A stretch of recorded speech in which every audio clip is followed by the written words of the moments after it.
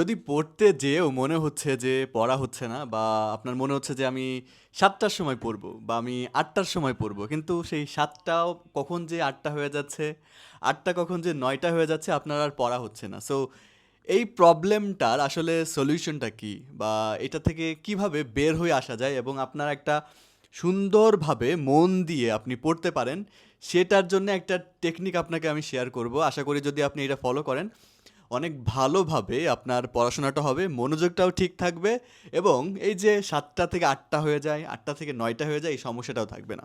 সেটার জন্যে আপনি জাস্ট এই টেকনিকটা ফলো করবেন।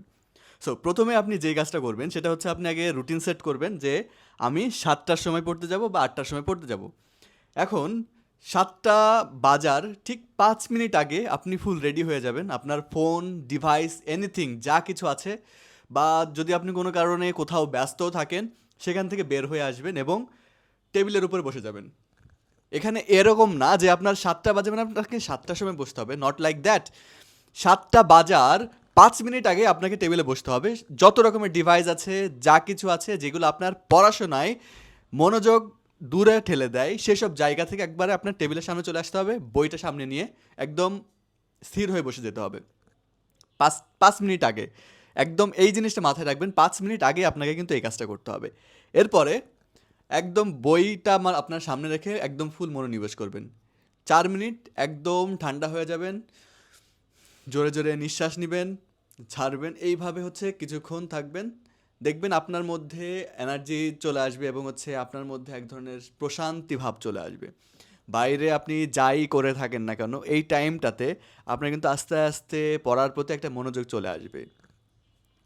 ৩ মিনিট ৪ মিনিট হয়ে গেল, দেন যেই আপনার এবার ৭টা বেজে গেছে, এবার আপনার বইটা ধরে ফেলবেন। বই ধরে এবার একদম একটানা কোনো ধরনের ডিভাইস আপনার কাছে থাকবে না। যে সকল ডিভাইস বলেন বা জিনিসপত্র বলেন যেগুলো আপনাকে আপনার পড়াশোনার জন্য একটা ডিস্ট্রাকশন, সেগুলো সব একদম আপনার পড়াশোনার এরিয়ার বাইরে ফেলে দিবেন। কারণ এগুলোই কিন্তু পরবর্তীতে আপনার পড়াশোনার উপরে নেগেটিভ ইম্প্যাক্ট ফেলবে এবং খানিকক্ষণ পর পরে আপনাকে ডিস্ট্রাকশন তৈরি করবে। সো ওই জিনিসগুলো একদমই করা যাবে না। যেসব জিনিসই আপনার পড়াশোনায় ডিস্ট্রাকশন তৈরি করছে, সেগুলোকে সব সরিয়ে ফেলতে হবে।